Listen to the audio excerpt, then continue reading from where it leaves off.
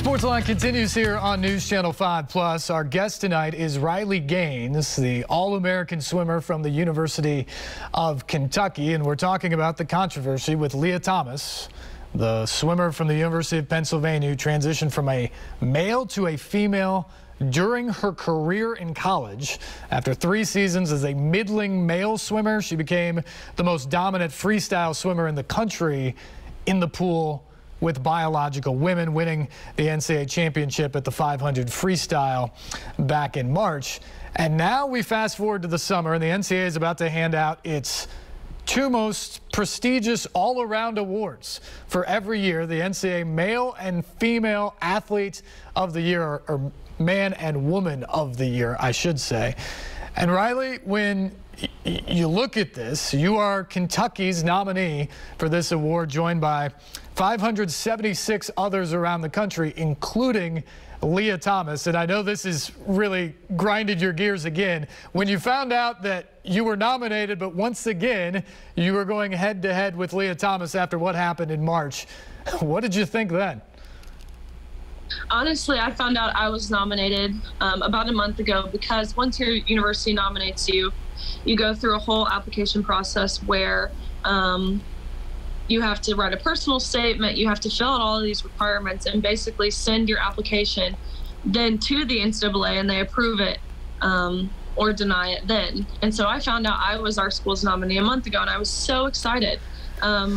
This is the highest, most prestigious award in all of collegiate athletics, especially for females. And so I was thrilled. But I kind of, like, my family, since we're pretty close, and this has obviously been something that's, personally affected myself, we almost kind of joked about the fact, like, what if you and Thomas tie again? And then we kind of laughed it off and then moved on. And so when I actually found out Thomas was nominated for this award, it's almost like you just have to laugh, because that's exactly, what has kind of happened is we're laughing at females in sports. And so it was just jaw-dropping. But yet again, I was proven wrong and failed by an organization that I personally have just dedicated myself to. But I shouldn't even be surprised anymore. well, and as you say, it is really, although it's for this year, it's kind of a career award. This is something that you build your entire life in the pool to just have the chance to swim at a place like the University of Kentucky. You train 5.5 hours a day, like you were talking about, to become the best swimmer you can be, an SEC champion and someone with an opportunity to potentially win a national championship. You work hard in the classroom, you do things in the community, and now you're up for an award against someone, an award that is called Woman of the Year, against someone who has only been a woman publicly for a year or a year and a half, and 1 year as a college athlete. So wherever the transition officially started, only 1 year as a college athlete. Is that fair? Not at all. If I was a girl, a female athlete at UPenn, and this was their nominee over every other girl at that university, it's just abysmal. It's crazy. I can't believe there aren't more people speaking out about this, especially those poor athletes at that university. But I know they're threatened, they're intimidated. The girls at UPenn, actually the girls across the Ivy League, actually received an email that said, if you feel uncomfortable in the locker room with male genitalia, then you should seek counseling. That is what they're pushing towards their female athletes. Not anything other than that they are completely put on the back burners for males. Yeah. I've actually had a ton of Thomas's teammates reach out to me and just thank me for what I'm doing, because they're unable. They're threatened. They are told they will lose their scholarship, which is I don't think that's even legal. And they're having their freedom of speech completely infringed upon. Yeah, the ones that have spoken out have all done it anonymously, just because of what you've said, the fear of retribution from the university or from the conference. And I laid this out in the opening conversation tonight. There are laws on the books for discrimination against transgender people when it comes to academics when it comes to employment opportunities and all sorts of things. Title IX has long been the governing procedure of athletics, especially women's collegiate athletics. And now, if you talk to insiders, the Biden administration would like to sort of lump the transgender issue into Title IX as well. Do you find it at all ironic that the law that was put into place, 50 years ago to increase opportunities for women now may include that provision? Absolutely. I think people forget that, women, the women's category was created as a way to protect women. And by allowing what's happening, it's doing the complete opposite. It's a regression. It's a 180-degree turnaround from everything that people have fought for. I think people often look at the trans community as an oppressed group, which no doubt about it in terms of things like employment and things like that. But I think people forget that women are historically an oppressed group. And I think they're thinking this was a long time ago, but this is the 50th anniversary of Title IX. It was just our grandmas, our parents who were fighting to get here. And so it's sad for those women who have worked so hard, fought so hard to get where we are, to have it completely turned around. Yeah, and just to be clear, I laid this out earlier too. Have you talked to anyone in women's college swimming, teammates, other swimmers, that has been discriminatory towards Thomas or intolerant of her decision to transition? Or is all of the debate just that it's unfair for her to be in the pool with us who have been women our entire lives? Exactly.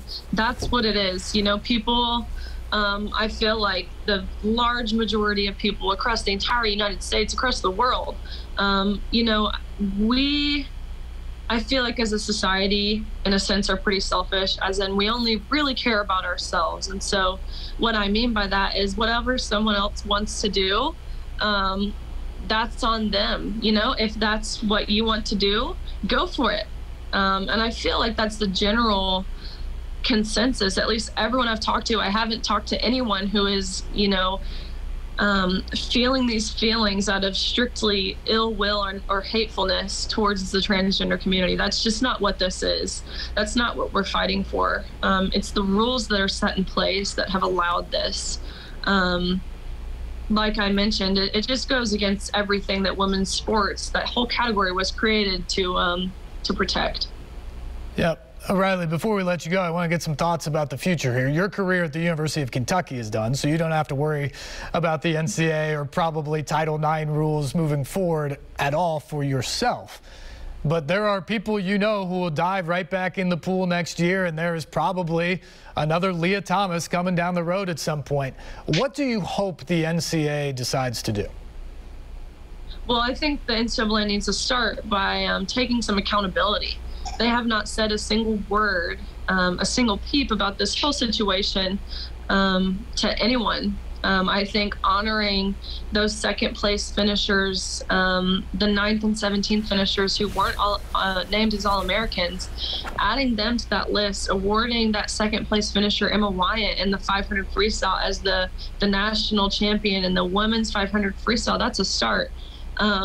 But I believe in sports like swimming, where it is a bit individual based in terms of competing for yourself, you're going best times for yourself, creating a new category. I think it's a way that can provide everyone athletic opportunities. It won't deny success to anyone.